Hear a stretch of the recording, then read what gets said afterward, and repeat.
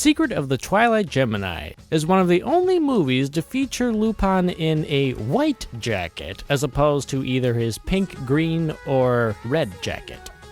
The movie starts out with Lupin visiting a dear old friend who helped raise him early on, a dying mob boss by the name of Dolan. Dolan gives Lupin one half of a gem called the Twilight Diamond and instructs Lupin to go to Morocco and search for the other half of the gem. In Morocco, Lupin discovers that there is strife between the current government and two sects of a people called the Gelts. One Gelt group, calling themselves the Society, is our villain group of this movie and has a striking similarity with a certain KKK group. This is the first movie where Lupin feels the need to go on this alone for the sake of his longtime mentor Dolan. However, his friends do end up helping him in the end. The Society believe that they need to sacrifice Lupin to their god, but more like they just want to get his half of the Twilight Diamond. So they send out one of the villains to go take it from Lupin, known as Sadachio, our second gay villain of the Lupin film series. And he is just fabulous with his nice little whip. Kinky. This movie has a huge big reference to Lawrence of Arabia. There's a neat little flashback sequence that's done in an old film style, where we see that a long time ago, Dolan used to help out the Gelt resistance group against the current government.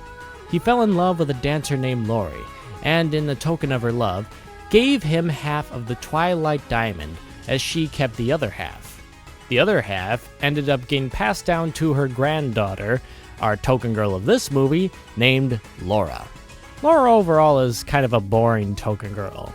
She is a part of the resistance group and has a very kind and justice-minded personality, and she is fighting for a good cause. But other than that, she's kind of more soft-spoken, and she should definitely be 10 times darker in skin tone than she already is. I mean, come on, you're underneath a hot sand of a desert and you're that white? Must have been underground all this time. Zenigata is really on his A game this time. Not quite up to the level of Sexy Gata, but it's getting there. And boy, Goemon makes one of his best entrances in any movie, hands down. At last I found you, Sadachio.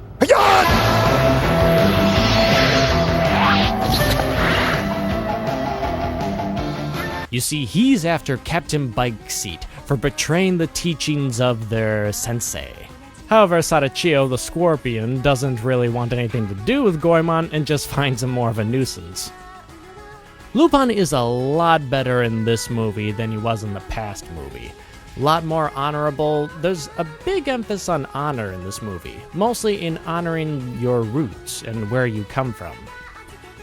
Overall, a vastly great improvement over the last film.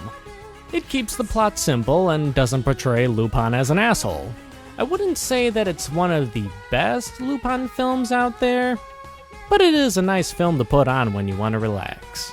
Especially with that sexy ending sequence with a nice belly dancing animation, though it is a little janky at times.